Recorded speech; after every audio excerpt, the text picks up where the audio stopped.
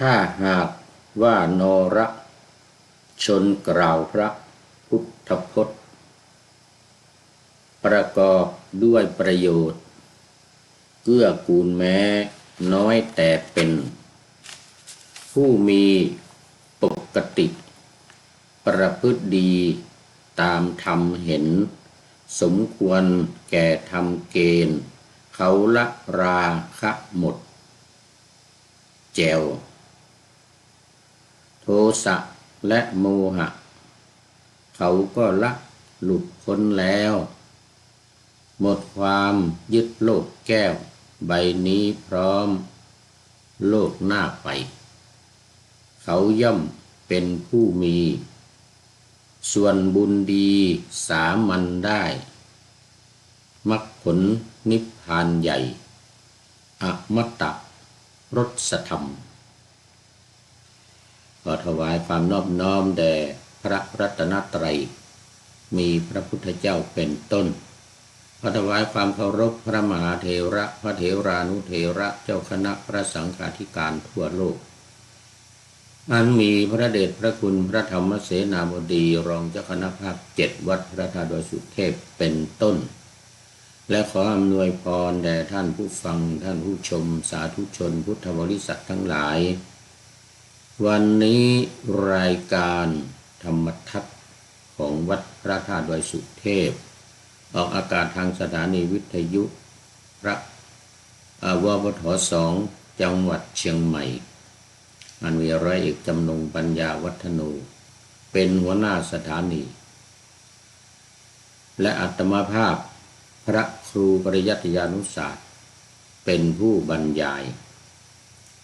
เป็นประจำทุกวันตั้งแต่เวลา 7:30 นาทีไปจนถึง 8 นาฬิกาวันนี้ก็บันทึกเสียงล่วงหน้า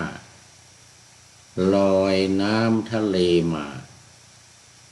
จากเกาะไฮกือน่าที่ว่าลอยน้ำทะเลนี่ก็เพราะว่าเราอยู่กลางทะเลวัดโพธิศูนย์ปฏิบัติธรรมวัดพระธาตุดอยสุเทพไฮกือน่าตานลินเอสโตเนียก็อยู่นี้มาได้เดือนกว่าและจะต้องอยู่ไปอีกเป็นเวลา1 ปีปฏิบัติศาสนกิจตามบัญชาของพระมหาเถระส่งมาทนุบำรุงพระพุทธศาสนาเท่าที่จะเป็นไปได้เท่าที่จะทำได้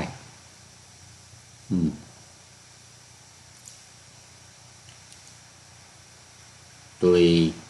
วัดโพธิที่เป็นสาขาของวัดพระธาตุดอยสุเทพแห่งนี้พระเดชพระคุณหลวงพ่อก็ได้อุปถัมภ์มาโดยตลอดตั้งแต่ซื้อที่ดินซื้ออาคารนี้เป็นวัดนี่อาคารอยู่ที่หลังฉากที่ผู้พูดนั่งพูดอยู่นี่ ข้างในก็เป็นกุฏิเนี่ยตัวนี้ข้างในนี่เป็นกุฏิของวัดพุทธินะส่วนข้างนอกนั่นก็เป็นรอบกุฏิที่มีหิมะปกคลุมอยู่ตอนนี้ก็ตกอยู่หิมะตกซุยๆข้างนอก แต่ท้องฟ้าแจ่มใสท้องฟ้าแจ่มใสกว่าทุกวันอุณหภูมิก็อุ่นขึ้นกว่าเมื่อวานขณะที่พูดอยู่นี่ก็2 องศาตอนกลางคืนก็-6 -5 -6 บางวันนี้อุ่นมาหน่อยองศาบวกขึ้นมาละบวก1บวก2แต่ก็เห็นว่าจะสูงสุดละบวก2นี่เดี๋ยวเย็นๆก็ลดลงอีกแต่ว่าต่ำสุดนี่จะบวก-2นี่ยังไม่ถึง-5 -6เหมือนเมื่อคืนที่ผ่านมาก็จึงพออยู่พอสู้ได้พออยู่พอสู้ได้ เอาหมวกออกได้ละเดี๋ยวถ้า-1 -2ไปอีกก็ต้องมาปุ้มปุ้ยอีกเนอะ ยังปุ้มปุ้ยอีกนะ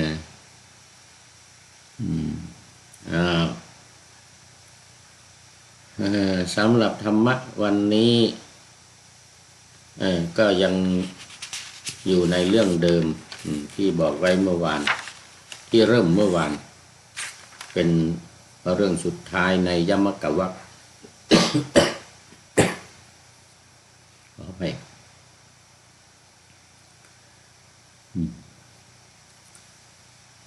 ไอยังมีอยู่นิดหน่อยยังไม่หายดี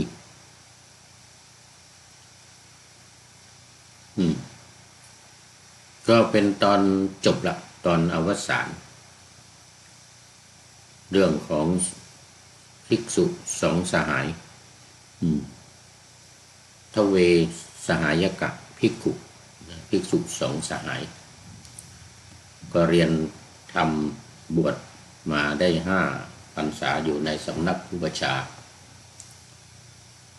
องค์หนึ่งก็เข้าป่าองค์หนึ่งก็อยู่บ้าน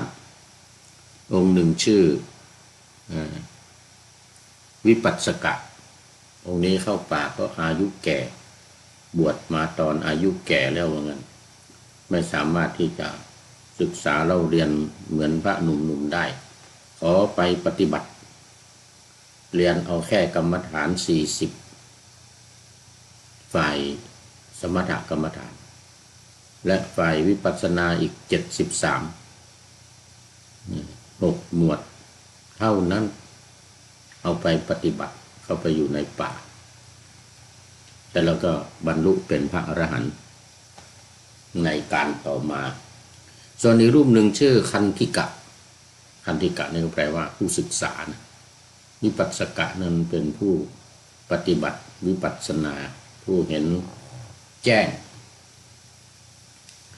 คันธิกะนี่ก็ศึกษาเราเรียนพระธรรมวินัย 84,000 พระธรรมขันธ์นี่นะตอนนั้นมันยังไม่รวบรวมถึง 84,000 นะเป็น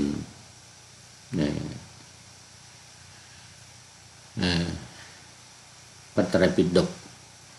ก็มีอยู่ตอนหนึ่งที่ท่านพระสารีบุตรสังคายนาเองคนเดียวรวบรวมถึงหมวด10มันยังไม่ถึงหมวดเกิน10เอาแค่หมวด10ที่พระพุทธองค์ทรงมอบหมายให้ทำเนื่องจากว่าเห็นความแตกแยกของลูกศิษย์มหาวีระศาสนาเชนพอมหาวีระมรณภาพเขาเรียกนิพพานปรินิพพานเหมือนกันนะมหาวีระปรินิพพานเหมือนกันเขาถือว่าเขาบรรลุนิพพานเหมือนกันเขาเรียกว่าโมกขะนะบรรลุโมกขะแล้วไม่นุ่งเสื้อนุ่งผ้าแล้วไม่เอาอะไรสักอย่างแล้ว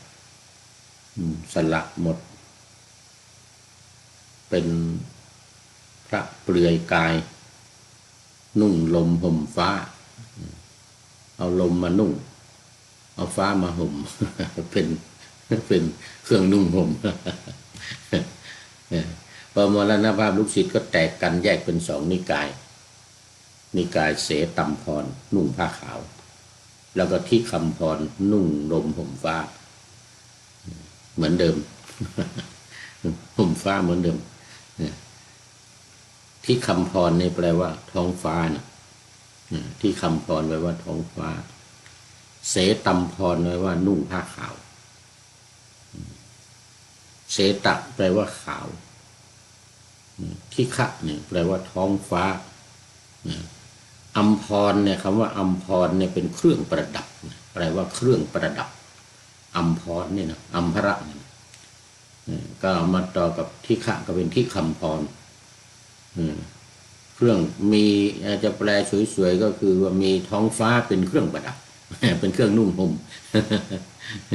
และเสตัมพรก็มีผ้าขาวมีสีขาวเป็นเครื่องประดับเป็นเครื่องนุ่งห่มก็นุ่งผ้าขาวอันนั้นลูกศิษย์ของมหาวีระศาสนาเชนเนี่ยก็เลยแตกเป็นสองนิกายเสร็จแล้วน้องชายของท่านพระสารีบุตรชื่ออุปติสสะไปร่วมงาน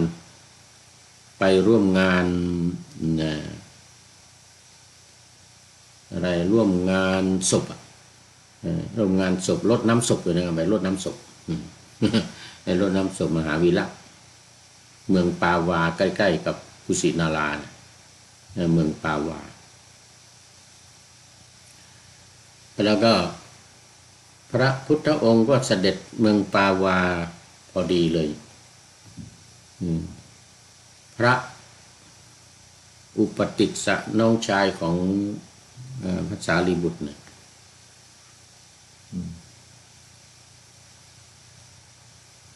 ก็มาแจ้งให้ท่านพระสารีตุละแจ้งท่านพระสารีบุตรว่าโอ้ลูกศิษย์ของอาจารย์มหาวีระศาสนาเชนศาสนาแก้ผ้าไม่นุ่งผ้านั้นแยกกันแล้วกลุ่มหนึ่งนุ่งละตอนนี้กลุ่มหนึ่งไม่นุ่งกลุ่มหนึ่งนุ่งกลุ่มหนึ่งนุ่งผ้าขาวกลุ่มหนึ่งไม่นุ่งลมห่มฟ้าเหมือนเดิมเหมือนกันนะพระ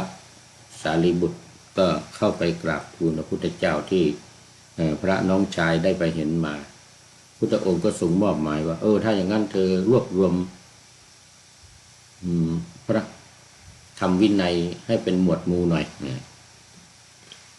คือให้สังฆายนาพระธรรมวินัยสารีบุตรรูปเดียวก็เหลือกิจรวบรวมพระธรรมวินัยตั้งแต่พระพุทธองค์ทรงแสดงมาตั้งแต่ต้นมาจนถึงหมวดที่10ตอนนั้นมันยังเหลือเวลาอีกหลายปีก็ไม่หลายปีนะหลายปีอยู่ถึงหมวดที่10แล้วก็นอกจากนั้นมันจะมีหมวดที่เกิน10มาเนี่ยอย่างธุดงค์13อย่างนี้ก็เป็นเกิน10ตอนนั้นธุดงค์13ยังไม่เกิดยังไม่มีอะไรที่มัน10ขึ้นไป11ขึ้นไปนะ11ขึ้นไป11หมวด11ขึ้นไปนะบางทีพุทธองค์แสดงแล้วแต่ยังไม่ได้เอามาจัดไม่ได้เอามารวบรวมเพราะว่าเป็นการทำแบบยังไม่ใช่สังฆายนาจริงสังฆายนาอยู่คนเดียวพระสารีบุตรอยู่คนเดียวก็ได้ถึงหมวด10ก็หยุดก่อนเอาไว้ทำในภายหลังเอาไว้ทำในภายหลัง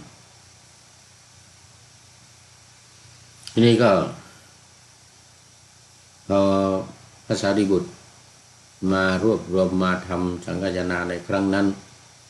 ได้หมวดทำ10หมวดดังกล่าวพระพุทธองค์ก็สาธุการที่ท่านพระสารีบุตรได้สังฆายนาพระธรรมวินัยรวบรวมกันเป็นหมวดเป็นหมู่แล้วเนี่ยอันนี้ก็พระตอนนั้นเนี่ยพระคันธิกะหลังจากที่เพื่อนเข้าป่าไปตนเองก็ศึกษาเราเรียนจนแตกฉานในพระธรรมวินัยหรือพระไตรปิฎกเป็นหมวดเป็นหมู่เป็นนิกายทั้งหลายเนี่ยนะเป็นหมวดเป็นหมู่คือเป็นหมู่ไงนะนิกายทั้งหลายแต่แล้วก็วันหนึ่ง ลูกศิษย์ของพระวิปัสสกะที่อยู่ในป่าก็มากราบเรียนว่าคือเขาเขาเขาไม่ได้เขาแจ้งเขาไปกราบทูลพระพุทธองค์เข้าเฝ้าพระศาสดาเนี่ยว่าพระเถระจะมาพระเถระจะมาเข้าเฝ้าพระพุทธองค์มาแจ้งไว้ก่อนคล้ายๆว่ามันนัดหมายมาหา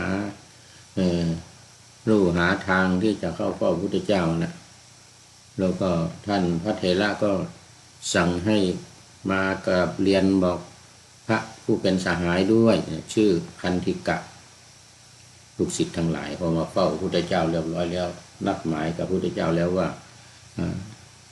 วันไหนจะได้เข้ามาพบพระพุทธเจ้าจะอยู่ตอนไหนอะไรเงี้ยนะเสร็จแล้วก็ระหว่างขาจะก่อนจะกลับก็แวะที่ท่านพระธรรมธิกะคันธิกะเนี่ยว่าแจ้งว่าโอ้อาจารย์ของพวกผมเนี่ยฝากกราบเรียนมาฝากนมัสการท่านอาจารย์ก็ท่านคันธิกะก็ไม่ได้สนใจแล้วก็ดีละเสร็จแล้วก็มาครั้งต่อไปอีกท่านก็ไม่สนใจนะท่านไม่ได้สนใจก็หลายครั้งเข้าหลายครั้งเข้าก็เลยนึกโมโหฉุนขึ้นมาเนี่ยมันเรื่องอะไรพวกท่านเนี่ยมาก็มาแจ้งมาบอกว่าอาจารย์คิดถึงอาจารย์คิดถึงอาจารย์ของท่านมันเป็นใครอย่างนั้นนะมันเป็นใครอาจารย์ของท่านก็เป็นพระวิปัสสกะที่เป็นสหายของท่านน่ะที่บวชพร้อมกันแล้วก็ออกไปอยู่ป่านู่นเลยนะอยู่ป่าก็มันเรื่องอะไรอ่ะมันจะมาต้อยมาติดมาตามมาถามมาบอกมากล่าวทำไมอย่างนั้นนะไม่ไม่มีอะไรก็ท่านแต่เป็นสหายของท่านอาจารย์ก็มีความคิดถึงก็เลยสั่งมาบอกให้แวะบอกกล่าวฝากความคิดถึงไม่ใช่อะไรหรอกว่างั้นนะก็เลยท่านคันธิกะก็เลยฉุนถามว่าเพราะอาจารย์ของพวกท่านเนี่ยชื่ออะไรชื่อวิปัสสกะวิปัสสกะเดี๋ยวแล้วท่านทั้งหลายเนี่ยเรียนอะไรจากสำนักของอาจารย์นั้นอะไรบ้างเรียนอะไรบ้างวะนะพระไตรปิฎกเนี่ยพุทธกนิกายใดนิกายหนึ่งท่านได้เรียนแล้วหรือยังได้เรียนนิกายอะไรจากอาจารย์ของท่านแล้วก็พวกภิกษุทั้งหลายนั้นก็ไม่ได้พูดอะไรเนาะก็เพียงแต่เขาบอกว่าอาจารย์คิดถึงแค่นั้นเองแล้วก็ตรงนี้จะพูดอะไรก็ไม่ได้สนใจนะท่านก็เลยมาคิดเองตอนนี้ขอต้อนรับสามเณรเนนน้อยสังเหลือกราบสาธุสาธุสาธุครับหลวงพ่อวันนี้เป็นไงเนาะทางวัดป่าแดงความคิดถึงหลวงพ่อพระครูปริยัติเตยาพรด้วยเนอะพระครูโคสิทธิ์ท่านอาจารย์เจ้าคณะตำบลสุเทพเขต 1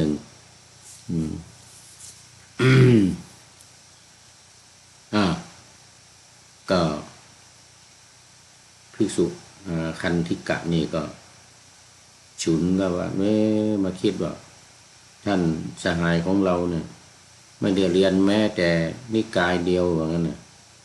ทีฆนิกายมัชฌิมานิกายอะไรก็ไม่รู้เรื่องก็ทำไมมีลูกศิษย์เยอะเงี้ยนะทำไมมีลูกศิษย์เยอะลูกศิษย์เข้ามาถวายบังคมพระพุทธเจ้าไม่ขาดเนี่ยใครมาก็มาแวะบอกใครมาก็มาแวะบอกเลยนะเป็นลูกศิษย์ของสหายของเราถ้าสหายของเรามาเนี่ยเราก็จะถามปัญหาเหมือนกันจะถามปัญหาสักหน่อยเพราะว่าเป็นคนที่ทรงพระไตรปิฎกเนี่ยเก่งกล้าสามารถสอนลูกศิษย์เป็นพันหมื่น สอนพระไตรปิฎกเนี่ยนะเรียนได้สอนได้นี่จะถามสักหน่อยว่านะอันนี้พอภิกษุผู้เป็นสหายจะมาถวายเข้าเฝ้าถวายบังคมเข้าเฝ้าพระพุทธเจ้ามาถึงแล้วก็เอาเครื่องบริขารทั้งหลายไปฝากไว้ที่สหายก่อนเป็นบาตรเป็นจีวรเป็นสิ่งของอะไรไปฝากไว้กับสหายแล้วก็เข้าไปเฝ้าพระพุทธเจ้าเสร็จแล้วก็กลับออกมาพระพุทธเจ้าก็ทราบดำริทราบความคิดของท่านคันธิกะผู้เป็นสหายว่าเนี่ยจะเบียดเบียนลูกศิษย์ของเรานะจะเบียดเบียนลูกเราจะถามปัญหาลูกเราเสร็จแล้วก็จะไปเกิดในนรกพอตายแล้วจะไปเกิดในนรกเพราะเขาไม่รู้ว่าลูกของเราเป็นพระอรหันต์แล้วเขายังคิดว่าเขานี่เก่งในเรื่องคันธทุระในเรื่องของพระธรรมวินัยในเรื่องพระไตรปิฎกอะไรเนี่ยก็เลยจะถามปัญหากับสหายเสร็จแล้วพอเสร็จแล้วก็จะตายไปตกนรกเพราะดูถูกดูหมิ่น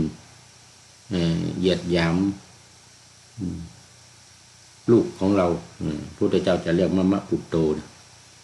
ผู้ได้หายได้บรรลุแล้วจะเป็นมะมะปุตโต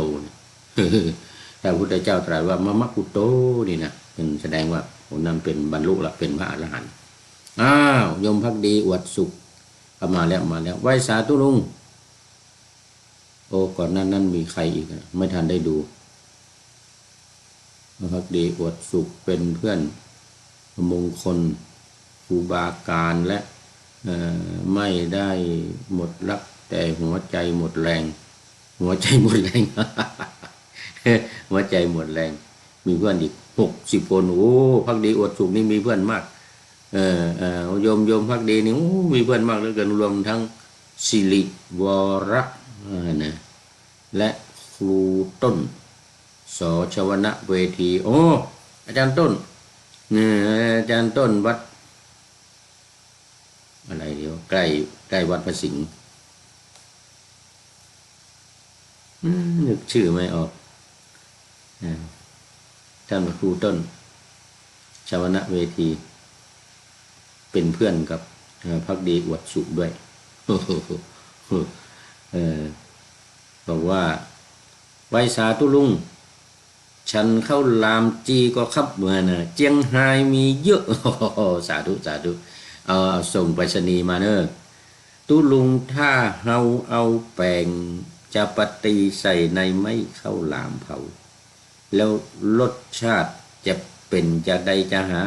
นะตั้งชื่อว่าข้าวหลามจะปฏิข้าวหลามจะปฏิจะปึ้งก็หาว่าข้าวหลามจะปฏินี่แน่นอนกันแต่ว่า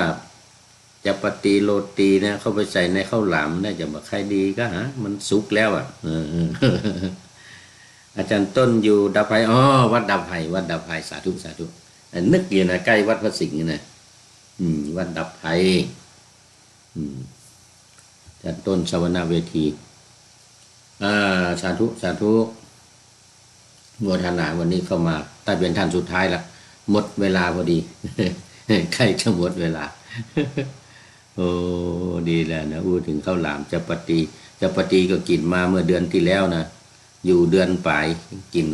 นจะปฏิอยู่อินเดีย มาที่นี่มากินขนมปังเหรอเอาขนมปังใส่ข้าวหลามดีกว่าขนมปังเราใส่ข้าวหลามจีแล้วออกมาจะเหมาะอะละกา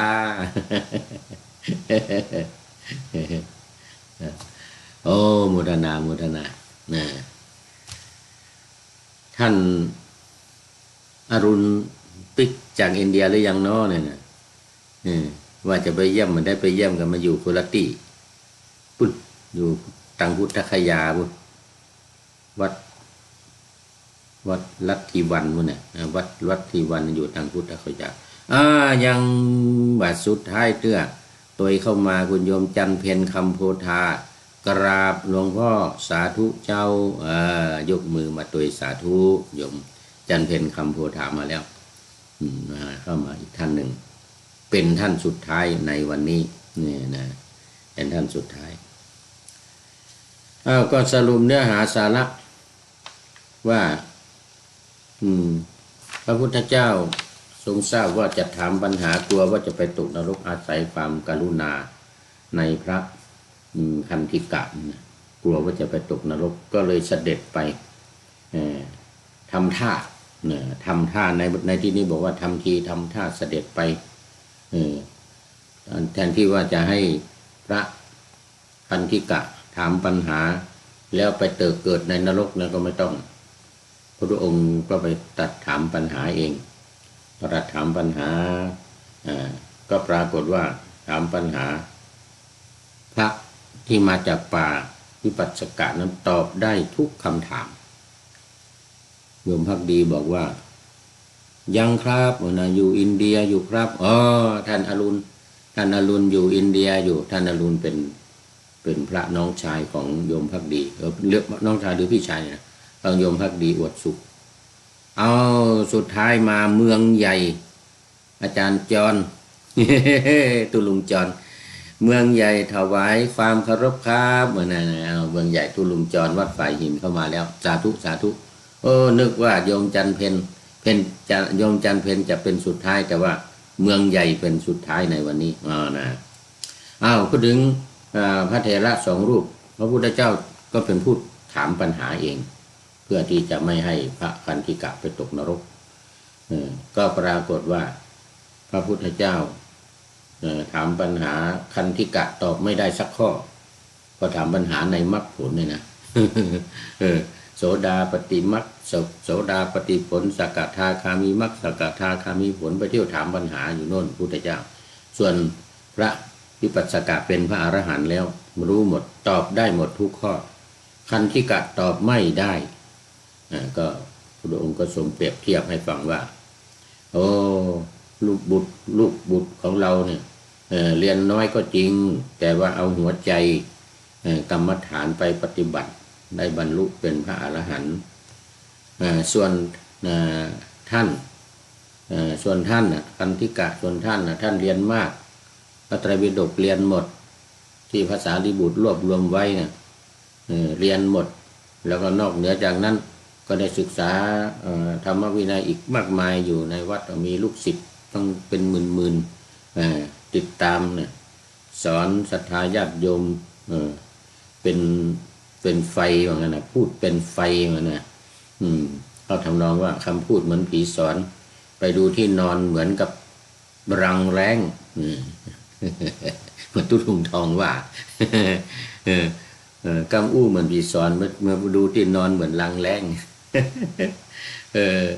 อันนั้นก็พระเถระก็เลยเปรียบเทียบให้ฟังว่าคนที่ศึกษาเล่าเรียนพุทธพจน์แล้วไม่ปฏิบัติก็ไม่ได้กินโครสเหมือนตอนก่อนที่ว่าผ่านมาส่วนคนที่ศึกษาเล่าเรียนพระธรรมวินัยแล้วนำไปปฏิบัติมีปกติประพฤติตามเห็นสมควรแก่ธรรมเขาละราคะหมดแล้วก็แจวโทสะและโมหะเขาก็ละหลุดพ้นแล้วหมดความยึดโลกแก้วใบนี้พร้อมโลกหน้าไปเขาย่อมเป็นผู้มีส่วนบุญดีสามัญได้มรรคผลนิพพานใหญ่อมตะลดสธรรมว่านะแล้ววันนี้เราโมทนากับทุกท่านที่เข้ามาโยมเมืองตู้ลุงจรเมืองใหญ่วัดฝ่ายหินเป็นท่านสุดท้ายขอโมทนาเป็นอย่างยิ่งขอเจริญพร